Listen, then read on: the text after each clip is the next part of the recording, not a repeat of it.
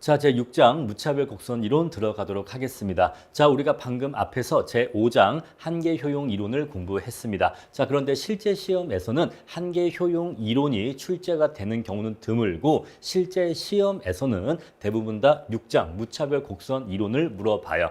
자, 그러면 앞에 5장은 괜히 공부한 거냐? 그렇지가 않습니다. 자, 공부해 보시면 아시겠지만 앞에 5장에서 한계 효용 이론 내용을 공부해야지만 제6장의 무차별 곡선 이론을 온전하게 이해할 수가 있어요. 그래서 사실은 제5장은 출제가 되는 챕터로서의 의미보다는 6장을 공부하기 위한 선행 챕터로서의 의미가 있는 거예요. 자, 그럼 이제 우리가 5장을 공부하고 왔으니까 제6장의 내용을 들어가도록 하겠습니다. 여기 제6장의 내용은요, 우리 경제학 전 범위에 걸쳐서 저기 뒤에 거시 경제학까지 걸쳐서도 가장 중요한 챕터예요. 제6장의 내용을 제대로 이해해야지만 우리 뒤에서 이어질 그 모든 경제학 내용을 이해하는데 다 도움을 얻을 수가 있습니다. 그 정도로 굉장히 중요한 챕터이다. 그 말씀을 드릴게요. 자, 하나씩 들어가겠습니다. 자, 기본 개념입니다. 자, 우리가 앞에서 어디까지 공부했냐면 자, 한계 효용 이론이 있었고 그런데 여기에 대한 이론적 비판으로서 서수적 효용을 사용하는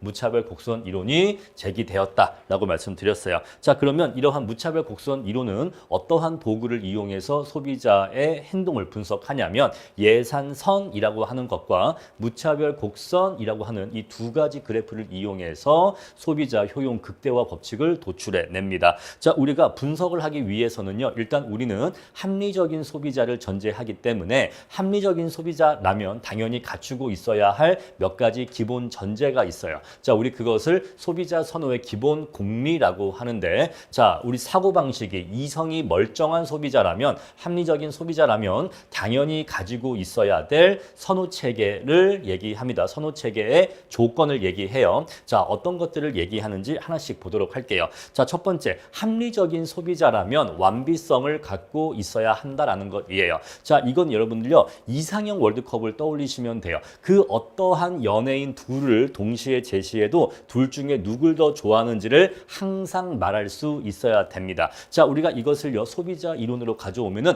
그 어떠한 재화 묶음 두 개를 내놔도 둘 중에 어떤 걸 더 좋아하는지를 항상 선택할 수 있어야 됩니다. 자, 우리 예를 들어서 지금 우리 여기 보시면요, 재화가 아니라 재화 묶음이란 단어를 쓰고 있는데 우리 저 앞에서 한계 효용 이론에서는 재화를 사용했거든요. 그런데 제6장 무차별 곡선 이론에서는요, 하나의 재화를, 그러니까 이 재화끼리 판단하는 게 아니라 재화 묶음과 재화 묶음 간에 둘 중에 뭐를 더 좋아하는가를 판단해요. 자, 우리가 앞에서 제5장에서는요, 자, XJ가 있고 YJ가 있어요. 너 그랬을 때 XJ가 더 좋아? YJ가 더 좋아? 이걸 물어봤다 이 얘기예요. 자, 그런데 제6장에서는요, 무차별 곡선 이론에서는 XJ가 좋아? YJ가 좋아가 아니라 XJ와 YJ로 이루어진 재화 묶음이 있어요. 자, 만약에 5,6이라는 재화 묶음이 있고 6,5라고 하는 재화 묶음이 있다라고 해볼게요. 자, 이거는요, 어떤 재화 묶음이에요?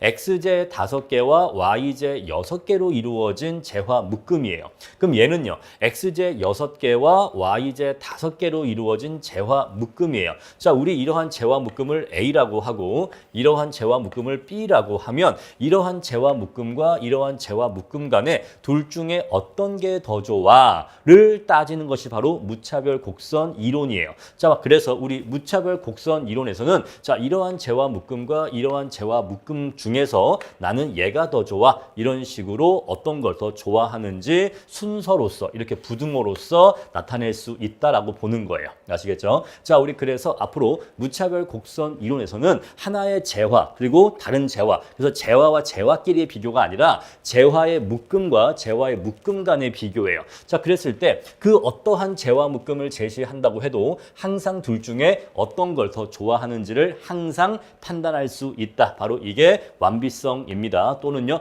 완전성이라고도 해요. 자, 그리고요, 두 번째 이행성인데요. 자, 선호 체계가 X를 Y보다 더 좋다라고 얘기했고 Z보다 Y를 더 좋아한다고 했으면 이 X하고 Z는 당연히 Z보다는 X가 더 좋아야 한다는 거예요. 바로 이게 이행성입니다. 자, 이것은요, 선호에 있어서 논리적 일관성이 있기를 바라는 거예요. 분명히 Y보다 Z가 더 좋다고 했고, Z보다는 Y가 더 좋다고 했다면, 그럼 당연히 X와 Z 간에는 당연히 Z보다는 X가 더 좋아야 되는 거죠. 자, 우리가 과일로 한번 예를 들어볼게요. X를 사과라고 하고요, Y를 배라고 할게요. Z를 귤이라고 할게요. 자, 물어봅니다. 너 사과랑 배 중에 뭐가 좋아? 라고 하니까 나는 사과가 좋아 라고 했습니다. 너 그러면 배랑 귤 중에 뭐가 좋아? 라고 하니까 배랑 귤 중에는 나는 배가 더 좋아 라고 했어요. 자, 그럼 이제 너 그럼 사과랑 귤 중에 뭐가 좋아? 라고 했었을 땐 당연히 사과가 더 좋다라고 해야 논리적 일관성이 있다는 거예요. 아시겠죠? 바로 이게 이행성입니다. 자, 지금은 제가 여러분들께 이해를 쉽게 하기 위해서 하나의 재화, 사과, 배, 귤로 이렇게 비유했지만 사실은 저 X, Y, Z가 각각 뭘 의미하는 거예요? 각각의 재화 묶음을 의미하는 거예요. 자, 그래서 우리 X라고 하는 재화 묶음은 X1, Y1 개로 이루어진 재화 묶음이라고 얘기할 수가 있고, 자, Y라고 하는 재화 묶음은 X2, Y2로 이루어진 재화 묶음이라고 얘기할 수가 있고, 자, Z는요, 자, X3, Y3로 이루어진 재화 묶음이라고 얘기할 수가 있겠죠. 그랬을 때, 자, 얘를 얘보다 더 좋아한다고 했고, 얘를 얘보다 더 좋아한다고 했으면 당연히 얘를 얘보다 더 좋아해야 한다. 바로 이게 이행성이에요. 아시겠죠? 다음에 세 번째 연속성인데, 자, 우리가 보통 표현할 때는 XJ를 한 개 더 소비하면 이런 식으로 한 개 더 이렇게 얘기하지만 우리가 수학적으로 미분으로서 분석을 하려면 재화의 단위를 이렇게 한 개, 두 개가 아니라 아주 미세한 단위로 쪼갤 수 있어야 됩니다. 자, 그래서 재화의 소비량이 아주 조금씩 변하는 경우에는 이때는 무한소를 의미하는 거죠. 자, 무한소일 정도로 아주 미세하게 변화하는 경우에는 효용도 그에 따라서 아주 미세하게 변화한다. 따라서 미분할 수 있다. 그런 의미인데, 자, 우리 시험과는 크게 상관은 없어요. 자, 시험과 연속성은 거의 상관이 없습니다. 자, 시험에서는 별로 중요하지 않아요. 자, 다음 내용 볼게요. 단조성입니다. 자, 단조성은요, 재화의 소비량이 증가하면 소비자가 느끼는 효용도 증가한다예요. 자, 이것을 한자로 표현하면 다다익선이라고 표현할 수가 있어요. 자, 다다익선은 많으면 많을수록 더욱더 좋다라는 뜻이거든요. 한번 예를 들어 볼게요. 자, 재화 묶음이요, XJ 5개와 YJ 6개로 이루어진 재화 묶음이 있어요. 자, 이렇게 있는 재화 묶음이 있습니다. 자, 어떤 소비자가 XJ를 5개 소비하고 YJ를 6개 소비할 때, 자, 이렇게 재화를 소비할 때 느끼는 효용의 수준이 있을 텐데, 우리 그 효용의 수준을 I0라고 할게요. I0라고 하는 효용 수준을 느끼고 있다라고 해보겠습니다. 자, 그런데 여기에서 YJ를 한 개 더 소비하기로 했대요. 자, YJ를 한 개 더 소비하면 이제 YJ는 6개가 아니라 7개를 소비하게 되겠죠. 자, 그러면 이때 느끼는 소비자가 느끼는 효용은 I0라고 하는 효용 수준보다 같을까요? 더 높을까요? 당연히 더 높을 거예요. 그죠? 당연히 더 높을 겁니다. 우리 그래서 얘를 I1이라고 할 수가 있겠죠. 자, 우리 그랬을 때 I1하고 I0의 대소관계를 비교해 보면 당연히 I1이 I0보다 더 높은 효용을 나타낼 겁니다. 왜 그럴까요? 재화의 소비량이 더 많아졌기 때문이죠. 그래서 단조성은요, 재화의 소비량이 증가하면 소비자가 느끼는 효용도 증가한다라는 전제예요.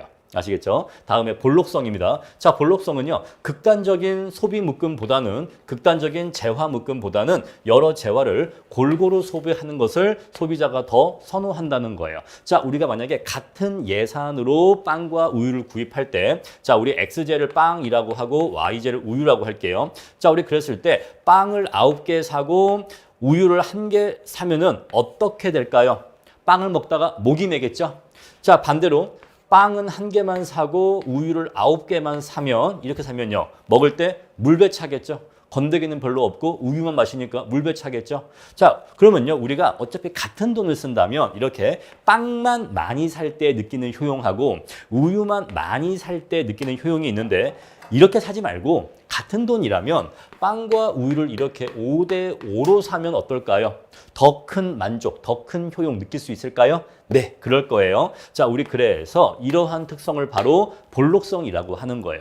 소비자는요, 극단적인 재화 묶음보다는 특정 재화를 극단적으로 많이 소비하는 그러한 재화 묶음보다는 두 가지 재화를 골고루 소비할 때 더욱더 높은 효용을 느낀다라고 전제하고 있는 거예요. 아시겠죠? 자, 그런데 여기에 대해서는 뒤에 가서 조금 더 자세하게 설명드릴 기회가 올 겁니다. 자, 우리 그래서 일단 이런 내용이 있구나 정도 이해해 주시고 여기에서 이행성하고 볼록성에 대해서는 뒤에 가서 한 번 더 자세하게 말씀을 드릴 거예요. 자, 그럼 이제 우리가 소비자가 이러한 기본 가정을 충족하고 있다. 그러한 합리적인 소비자이다라고 전제하고서 이제 우리가 이 사람의 마음, 이 사람의 선호 체계를 무차별 곡선이라는 그래프로 나타낼 거예요. 자, 어떻게 나타낼 거냐면요. 자, 우리가 먼저 좌표축을 볼게요. 자, 수평축은 뭐죠? XJ의 소비량이에요. 세로축은 뭐죠? YJ의 소비량입니다. 자, 우리 그랬을 때 이 소비자가요,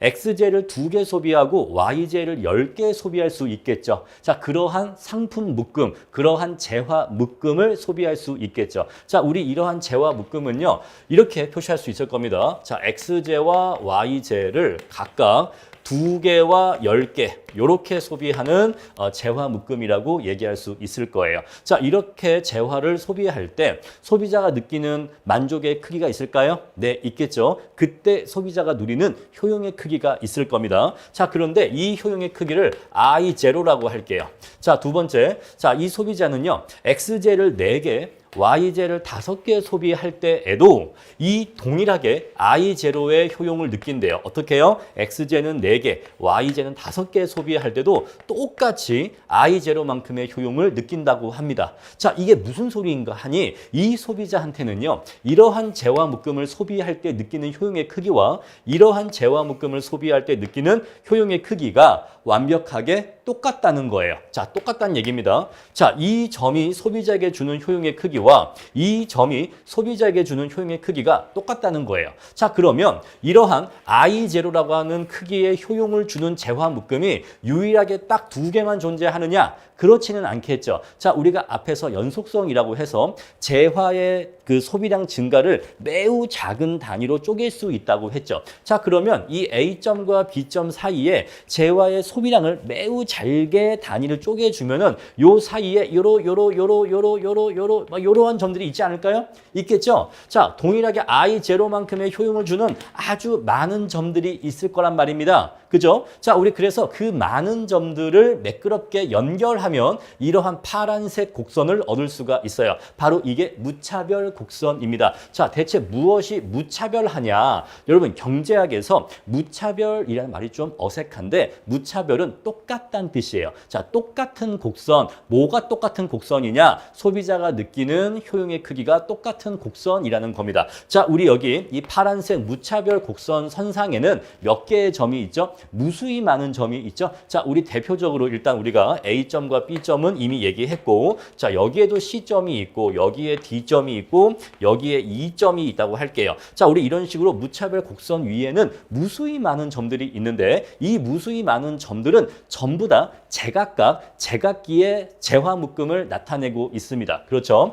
자, 여기 C점은요, XJ는 요만큼, YJ는 요만큼이고요. D점은요, XJ는 요만큼, YJ는 이만큼이에요. 자, E점은요, XJ는 이만큼, YJ는 요만큼이겠죠. 자, 이런 식으로 각각의 점마다 나타내고 있는 재화 묶음은 전부 다 달라요. 그런데 뭐는 똑같다? 자, 소비자가 이 재화 묶음을 소비하든 이걸 소비하든 이걸 소비하든 이걸 소비하든 이걸 소비하든 전부 다 똑같은 크기의 효용인 I0만큼의 효용을 느끼고 있다는 거예요. 따라서 우리 무차별 곡선은 이렇게 정의할 수 있습니다. 어떤 소비자가 동일한 효용을 느끼는 XJ와 YJ 조합들을 연결한 선이라고 정의할 수가 있어요. 따라서 무차별 곡선상에 있는 모든 점들은 모두 다 소비자에게 동일한 크기의 효용을 안겨주는 재화 묶음이다 라고 정의할 수가 있습니다. 우리 그래서 이것을 무차별 곡선이라고 부르는 거예요. 모두 다 동일한 크기의 효용을 안겨주는 재화 묶음의 연결, 재화 묶음의 모음, 이렇게 정의할 수가 있는 겁니다. 자, 그런데 우리가 앞에서 단조성이라는 걸 공부를 했어요. 자, 단조성은요, 재화의 소비량이 많아지면 소비자가 느끼는 효용의 크기도 더 커진다라는 특성입니다. 자, 우리가 이러한 C점이 있다고 해볼게요. 자, 이 C점은요, B점과 비교하면요, X제의 소비량은 동일합니다. X제의 소비량은 동일한데 Y제의 소비량은 C점이 2개가 더 많아요. 왜냐하면 B점은 Y제를 5개 소비하는데 C점은 Y제를 7개 소비하기 때문에 C점은 Y제를 2개 더 소비한다는 걸 알 수가 있어요. 따라서 C점은 B점보다 소비자한테 더 높은 수준의 효용을 느끼게 해주겠습니까? 네, 당연히 그러겠죠. 왜냐하면 C점은 B점보다 X제의 소비량은 똑같아도 Y제를 더 많이 소비하는 재화 묶음이기 때문에 소비자는 B점을 소비할 때 I0만큼의 효용을 느꼈다면 C점을 소비할 때는 I0보다 더 높은 크기의 더 높은 수준의 효용을 느낄 것이거든요. 따라서 이러한 C점을 지나는 이러한 바깥쪽 무차별 곡선을 그릴 수가 있을 텐데, 자, 이렇게 원점에서 더 멀리 떨어진 무차별 곡선일수록 더욱더 높은 효용을 나타냅니다. 왜 그럴까요? 원점에서 더 멀어지는 무차별 곡선일수록 더욱더 많은 X제의 소비량과 더욱더 많은 Y제의 소비량을 나타내기 때문이에요. 만약에 무차별 곡선이 이렇게 그려진다면 이 무차별 곡선상에 있는 이 점은 이 밑에 있는 얘네들보다 더욱더 많은 X제의 소비량과 더욱더 많은 Y제의 소비량을 의미하기 때문에 더욱더 높은 크기의 효용을 나타내고 있는 무차별 곡선이 되는 것입니다. 아시겠죠? 자, 따라서 무차별 곡선은 원점에서 더 멀리 그려질수록 단조성에 의해서 더욱더 높은 크기의 효용을 나타내는 무차별 곡선이 되는 것입니다. 자, 이렇게 해서 무차별 곡선이 어떤 것인지 그 개념 정의 말씀드렸고, 자, 우리 그리고 무차별 곡선은 단조성에 의해서 원점에서 멀어질수록 더욱더 높은 수준의 효용을 나타낸다까지 말씀을 드렸습니다. 자, 그럼 이제 우리가 무차별 곡선의 기본적인 속성을 하나씩 공부를 해볼 거예요. 자, 방금 우리가 공부한 것처럼 무차별 곡선은요, 원점에서 멀어질수록 더욱더 높은 효용을 나타냅니다. 자, 다음에 우하향의 기울기를 가지게 돼요. 자, 우리 우하향이란 말의 의미를 이미 앞에서 공부한 적이 있는데, 자, 우리 무차별 곡선상의 점이 요 점으로 이렇게 이동하려면 오른쪽으로 이동하기 위해서는 반드시 아래쪽으로 내려갈 수밖에 없다는 거죠. 바로 이게 우하향입니다. 자, 왜 무차별 곡선은 우하향해야 되는가? 자, 이렇게 오른쪽으로 이동한다라고 하는 것은 무엇을 의미하냐면 X제의 소비량이 증가한다는 걸 얘기해요. 자, 이 말은 X제의 소비량이 증가한다는 걸 의미하는데, 자, 우리가 X제의 소비량이 증가하게 되면 재화를 종전보다 더욱더 많이 소비하게 돼서 소비자의 효용이 높아지게 됩니다. 자, 그런데 우리가 동일한 무차별 곡선에서는 동일한 효용 수준이어야 되거든요. 따라서 X제의 소비량이 증가하는데도 동일한 효용을 유지하기 위해서는요, 대신 Y제의 소비량이 감소해줘야 됩니다. 그래야지만 X제의 소비량을 늘릴 때 동일한 효용을 유지할 수 있게 되는 거예요. 로직 이해하시겠죠? 자, 우리 그래서 무차별 곡선은 우하향하는 기울기를 가질 수밖에 없어요. 아시겠죠? 자, 근데 우리가 PPC 곡선에서도 말씀드린 것처럼, 자, 원점에 대해서 볼록한 형태죠. 지금 현재 무차별 곡선이 원점에 대해서 볼록한 형태인데, 자, 원점에 대해서 볼록한 형태라는 것과 우하향의 기울기를 가진다라고 하는 것은 역시 또 별개의 이야기예요. 자, 제가 지금 말씀드린 건 왜 무차별 곡선이 우하향하는 기울기를 갖느냐라고 말씀드렸지, 왜 원점에 대해서 볼록한 형태를 갖느냐에 대해서 말씀드린 게 아닙니다. 자, 왜 원점에 대해서 볼록한 형태를 갖느냐에 대해서는 조금만 뒤에 가서 말씀을 드릴 거예요. 아시겠죠? 자, 우리 그래서 무차별 곡선의 성질 일단 두 가지 공부했습니다. 우하향하는 기울기다. 두 번째, 원점에서 멀어질수록 더 높은 효용이다. 자, 우리 우하향 기울기 한 번만 더 반복할게요. 자, 우리가 요 점에서 요 점으로 간다라고 하는 거는 X제의 소비량은 요만큼 증가한다는 걸 얘기하고 Y제의 소비량은 요만큼 감소한다는 걸 얘기하는데,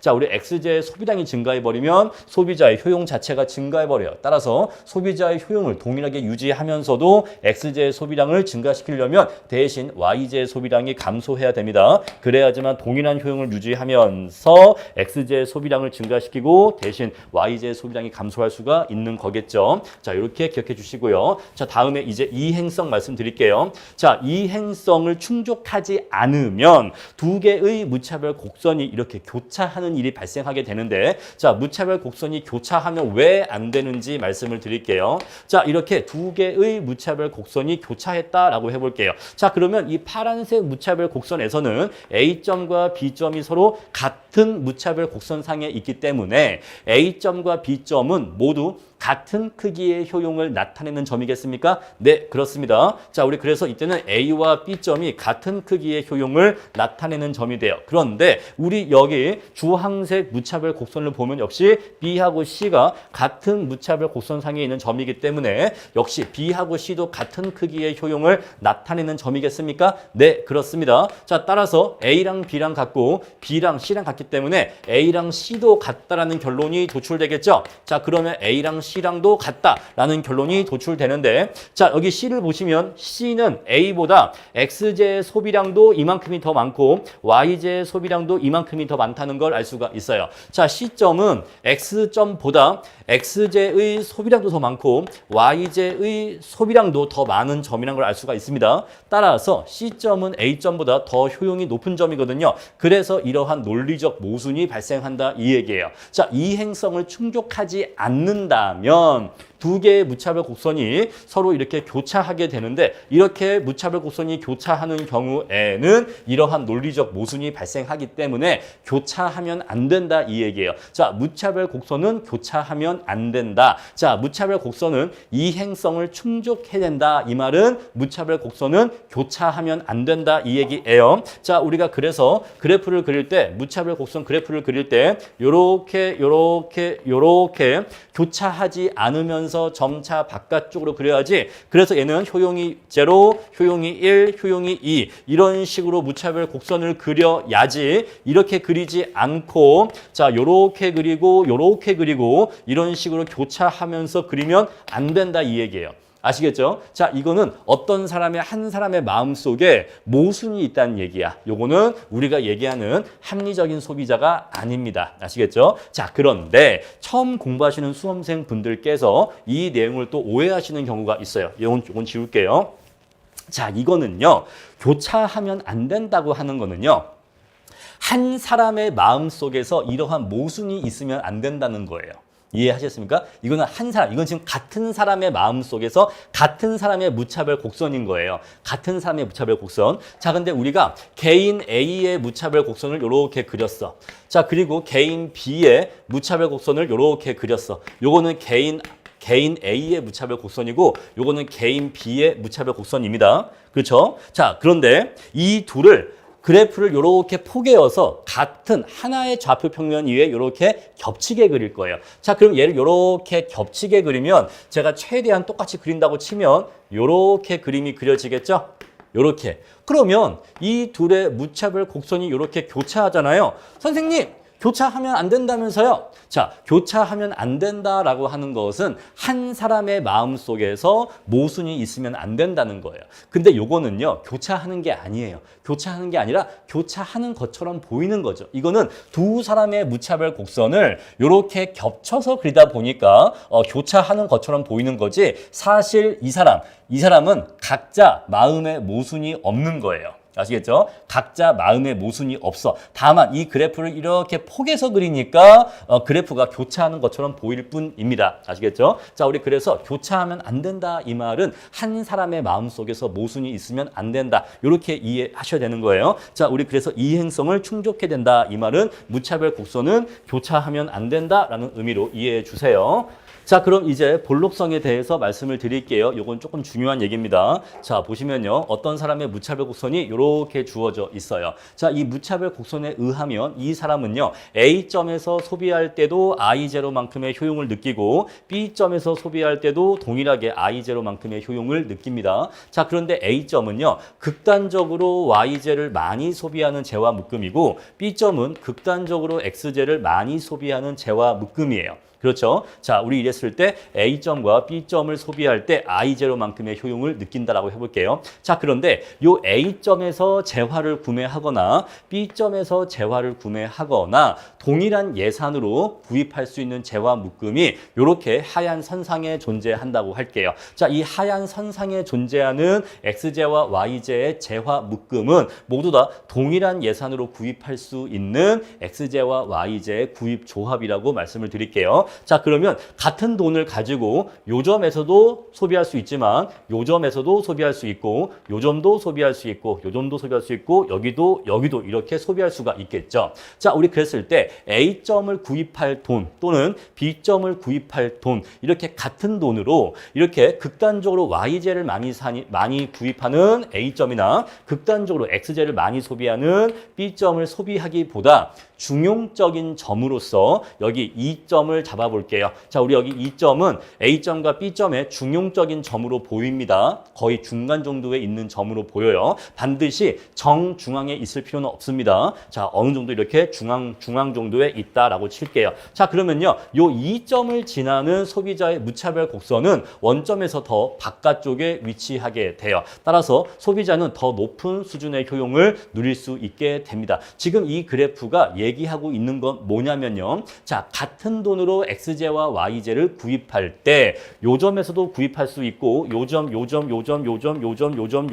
전부 다 구입할 수 있었을 때 그때 X제와 Y제를 중용적으로 소비할 때 더 높은 수준의 효용을 누릴 수 있다는 거예요. 바로 이게 볼록성에 대한 설명입니다. 자, 이 볼록성 때문에 무차별 곡선의 형태는 원점에서 볼록한 형태가 되는 거예요. 자, 이제 얘기 나온 겁니다. 자, 원점에서 봤을 때 볼록 튀어나온 면이 보이는데 자, 무차별 곡선은 원점에 대해서 볼록한 형태예요. 왜 무차별 곡선은 원점에 대해서 볼록한 형태이다? 바로 합리적인 소비자라면 볼록성이라는 가정을 충족해야 되기 때문이에요. 합리적인 소비자라면 극단적인 재화 묶음보다는 중용적인 재화 묶음, 같은 돈이라면 중용적인 재화 묶음을 소비할 때 더욱더 높은 효용을 느끼는 소비자이기 때문에 그러한 소비자의 마음을 그래프로 옮겨서 그리면 원점에 대해서 볼록한 형태로 그려질 수밖에 없다는 거죠. 바로 이게 볼록성에 대한 내용입니다. 자, 우리 그래서 합리적인 소비자라면 볼록성의 가정을 충족해야 되기 때문에 그 사람의 마음을 무차별 곡선으로 옮겨 그리면 그 무차별 곡선의 형태는 원점에 대해서 볼록한 형태일 수밖에 없다라는 것이에요. 자, 이렇게 해서 무차별 곡선의 기본적인 성질을 다 말씀드렸습니다. 자, 그럼 이제 우리가 한계 대체율이라고 하는 개념에 대해서 공부를 해볼 거예요. 자, 여러분 제가 지금 무차별 곡선 파트에 들어와서 여러분들께 계속해서 강조하는 게 있어요. 자, 뭐냐면요. 무차별 곡선상의 모든 점에서는 소비자한테 동일한 크기의 효용을 느끼게 해준다라는 것이에요.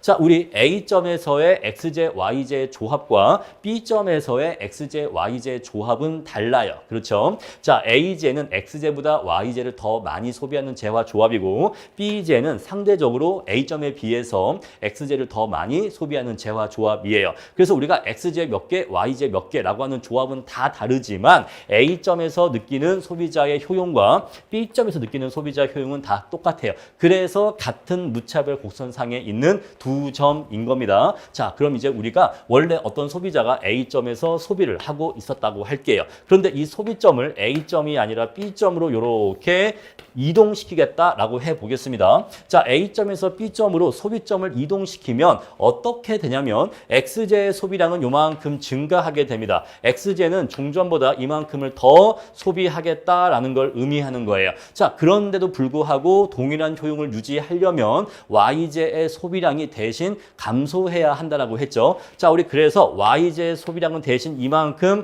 감소하게 됩니다. 이해하시겠죠? 자, 그럼 이제 우리가 A점에서 B점으로 저렇게 XJ의 소비량을 이만큼을 더 늘리고 YJ의 소비량은 이만큼을 더 줄였는데도 동일한 효용을 유지해야 됩니다. 자, 동일한 효용을 유지하려면 어떠한 조건을 충족해야 하냐면 바로 XJ 소비량 증가로 인한 효용의 증가분이 있어요. 이해하시죠? x제를 종전보다 델타 x개만큼을 더 소비하기 때문에 저것으로 인한 소비자의 효용 증가분이 있습니다. 자, 그런데 동시에 y제를 저만큼 소비를 덜 하기 때문에 y제 소비량 감소로 인한 효용의 감소분이 있는 거예요. 요거 이해하시겠습니까? 자, 지금 A점에서 B점으로의 이동은 X제의 소비량이 이만큼 더 증가하지만 동시에 Y제의 소비량은 이만큼 감소한단 말입니다. 따라서 X제의 소비량이 이만큼 증가하는 것으로 인한 효용의 증가분이 있을 거고 Y제의 소비량 이만큼 감소로 인한 그로 인한 Y제 소비량 감소로 인한 소비자 효용의 감소분이 있을 건데 이 효용의 증가분과 이것으로 인한 효용의 감소분이 똑같다면 결국 소비자가 느끼는 전체 효용의 크기는 불변일까요? 네, 불변일 겁니다. 아시겠죠? 자, 그럼 이제 우리가 X제 소비량 증가로 인한 효용의 증가분을 구해 볼 거예요. 자, X제 소비량이 몇 개 증가하죠? 델타 X개만큼 소비량 증가할 겁니다. 자, 우리 그랬을 때 X제를 한 개 더 소비할 때 그것으로 인해서 소비자의 효용이 증가하는 정도를 우리 뭐라고 했죠? 아, 뭔가 기억이 날만 날 것 같은데 뭐였더라? 바로 그게 뭐죠? 한계 효용이죠. 한계 효용 곱하기 한계 효용 이렇게 해주면 되는 거예요. 자, 이렇게 해주면 바로 이게 X제 소비량 증가로 인한 효용의 증가분입니다. 자, 만약에 X제의 소비량이 3개가 증가했다라고 해볼게요. 자, 3개가 증가했다. 그리고 X제 소비량이 한 개 더 증가할 때마다 소비자는 10만큼의 효용이 증가한다라고 한다면 MUX는 10이겠죠. 따라서 X제 소비량이 3개 증가하면 그것으로 인해서 소비자의 효용은 총 30만큼이 증가하게 됩니다. 이해하시겠죠? 자, 그런 다음에 이제 Y제 소비량 감소로 인한 효용 감소분을 구해볼게요. 자, Y제 소비량 몇 개 감소하는 거예요? 델타 Y개만큼 감소하는 거죠. 자, 감소하니까 앞에 마이너스 붙여줄게요. 자, Y제 소비량이 델타 Y개만큼 감소하는데 역시 이것으로 인한 효용 감소분을 구하려면 Y제의 한계 효용을 곱해주면 돼요. 자, 그러면 Y제 소비량 감소로 인한 효용 감소분을 구할 수 있습니다. 자, 만약에 우리가 요거를 6이라고 한다면 여기다가 5를 넣으면 되겠죠? 그럼 여기도 똑같이 30이 나오면서 자, 좌변과 우변의 크기가 같아질 겁니다. 요거 이해하시겠죠? 자, 그럼 이제 어떻게 할 거냐면 델타 X를 1로 보낼 거예요. 양변에 델타 X분의 1을 곱할 겁니다. 그럼 얘가 1로 가지겠죠. 그리고 양변에 MUY분의 1을 곱하면 얘가 1로 가지겠죠. 자, 우리 이것을 정리해주면 마이너스 델타 X분의 델타 Y가 되고요. 자, 이거는요. MU Y분의 MU X로 이렇게 정리가 됩니다. 자, 우리 그랬을 때 제가 지금 예시한 숫자에 의하면 델타 X가 3이었고 자, 얘가 3이었고 델타 Y가 6이었으니까 요 값은 2가 나오게 돼요. 자, 우리 그랬을 때 요 값을 우리가 MRS라고 정의하는데 한계 대체율이라고 정의하는데 자, 이 한계 대체율이 2라고 하는 것은 무엇을 의미하냐면 X제 소비량 1개를 증가시키기 위해서 Y제 소비량 몇 개를 포기할 의사가 있다? 2개를 포기할 의사가 있다는 거예요. 자, 우리 X제 소비량 3개를 증가시키는 대신에 Y제 소비량 6개를 포기해도 결국 소비자의 효용은 똑같다라는 것이잖아요. 따라서 X제 소비량 3개를 증가시키기 위해서는 소비자의 입장에서는 Y제를 6개까지 포기할 의사가 있다는 거예요. 왜? 그렇게 해도 동일한 효용을 얻을 수 있기 때문이죠. 따라서 X제 1개를 더 소비하기 위해서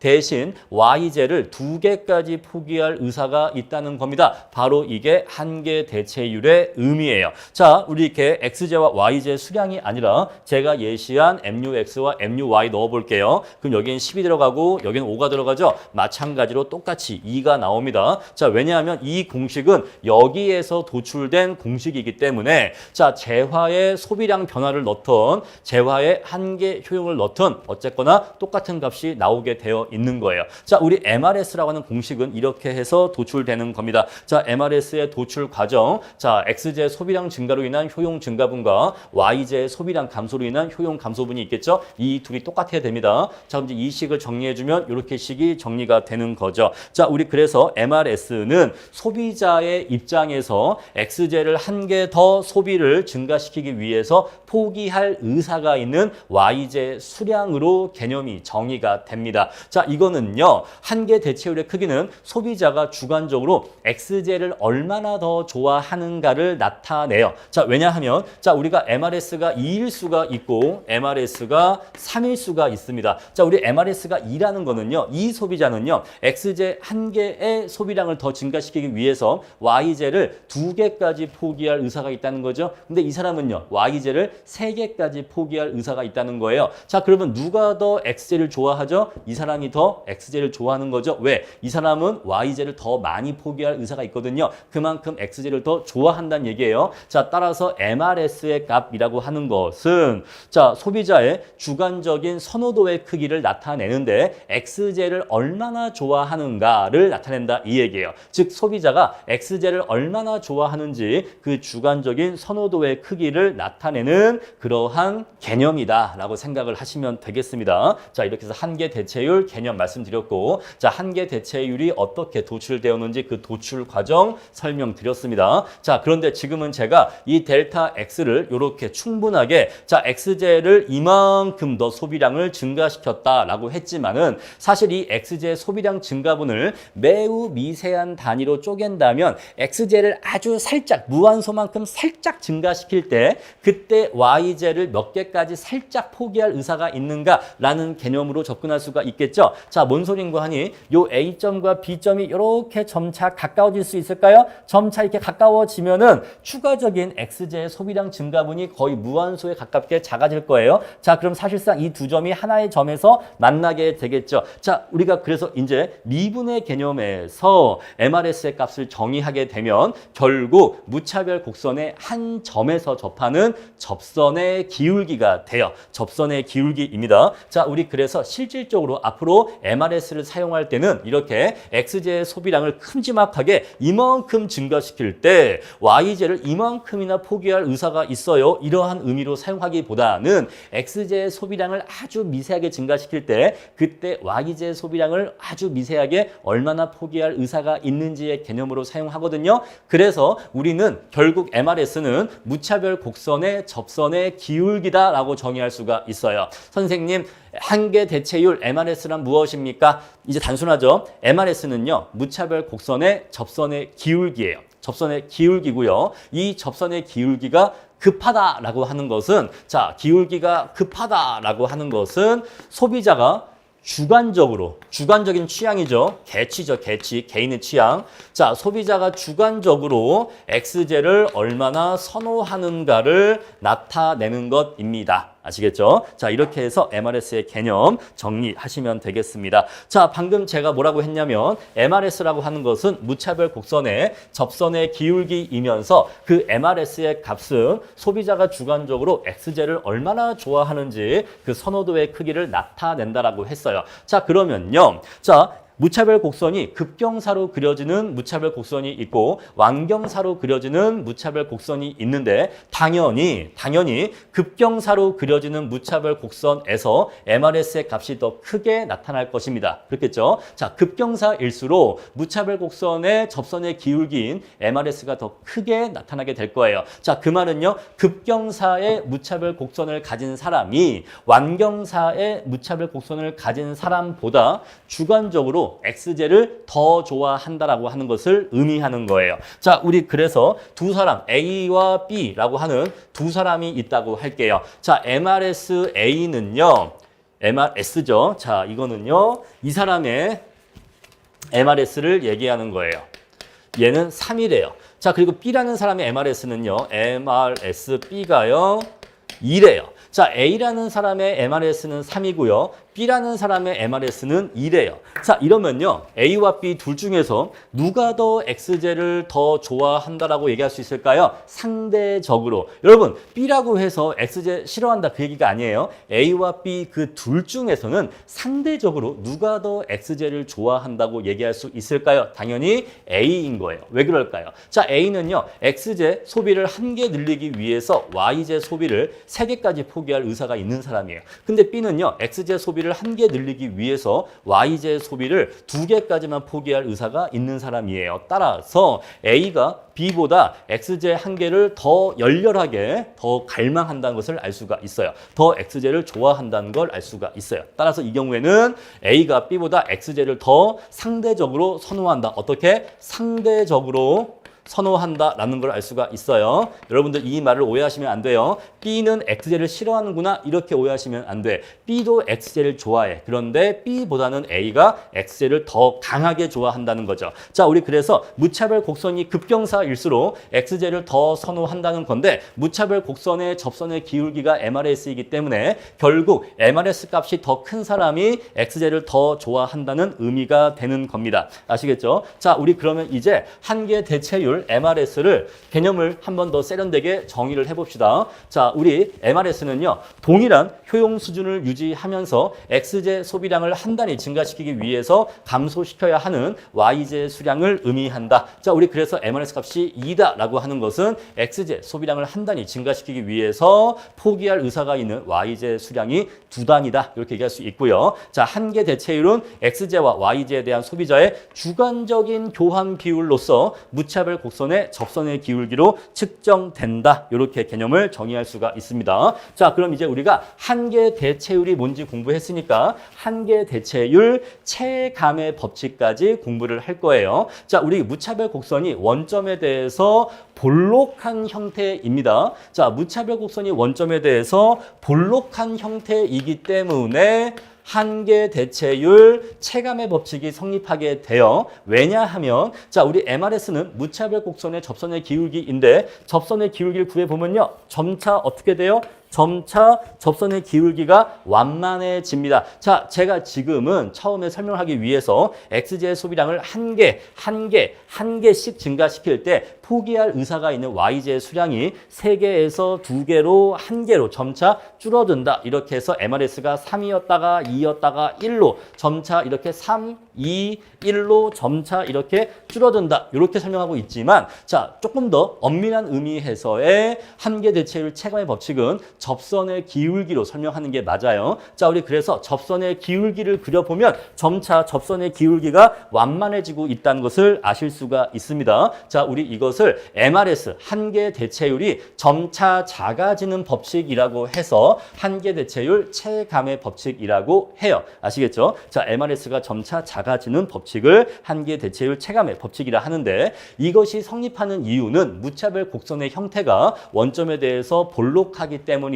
자, 합리적 소비자라면 볼록성의 가정을 충족하기 때문이다. 이렇게 기억을 해 주시면 돼요. 자, 그런데 우리가 한계 대체율 체감의 법칙을 공부하니까 앞서 배웠던 한계 효용 체감의 법칙과 한계 대체율 체감의 법칙이 헷갈리기 시작하면서 근데 이 둘이 같은 건가 다른 건가 조금 좀 막 머릿속이 복잡해지기 시작합니다. 자, 그런데 앞에서 공부한 우리 5장에서 공부한 한계 효용 체감의 법칙과 지금 우리가 6장에서 공부하고 있는 한계 대체율 체감의 법칙은 서로 무관한 이야기예요. 아시겠죠? 앞에서 공부한 한계 효용 체감의 법칙과 한계 대체율 체감의 법칙은 서로 무관한 이야기입니다. 뭐 이게 성립해야지만 이게 성립할 수 있고 그런 관계가 전혀 없어요. 아시겠죠? 자, 우리 그래서 양자를 혼동하시면 안 됩니다. 자, 그런데 왜 처음에 혼동이 되냐면 일단 뭔가 유사한 개념이 또 들어왔기 때문에 기존의 지식과 헷갈리기도 하고 이름이 굉장히 유사해. 이름이 한계 효용 체감의 법칙, 한계 대체율 체감의 법칙. 여기서 가운데 있는 요 두 글자하고 요 세 글자만 차이가 나요. 그래서 굉장히 헷갈리는데 여러분 한계 효용은 MU고 한계 대체율은 MRS입니다. 자, 처음엔 좀 헷갈리지만 자꾸 반복하면 점차 익숙해지면서 덜 헷갈리게 돼요.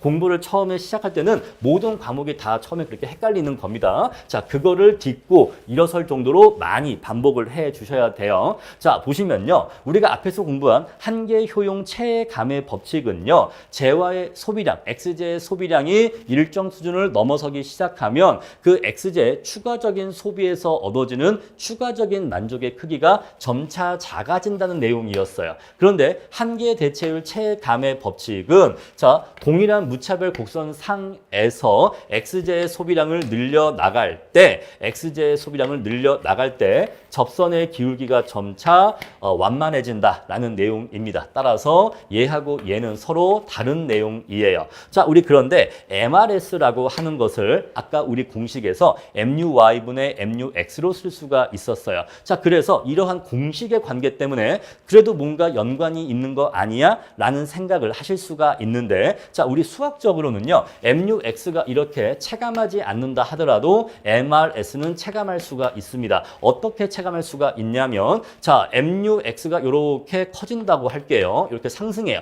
근데 MUY가 더 크게 상승하는 경우에는 결국 이 분수값은 작아지게 되어 있어요. 그래서 MUX가 체감하지 않아도 MRS는 체감할 수 있기 때문에 양자 사이에는 직접적인 관계가 없다라고 이렇게 정리하시면 됩니다. 자, 헷갈리실까봐 말씀드린 거예요. 자, 그래서 한계 효용 체감의 법칙과 한계 대체율 체감의 법칙은 서로 관련이 없다라는 거 말씀드릴게요. 각각 내용을 여러분들이 이해해 주셔야 합니다.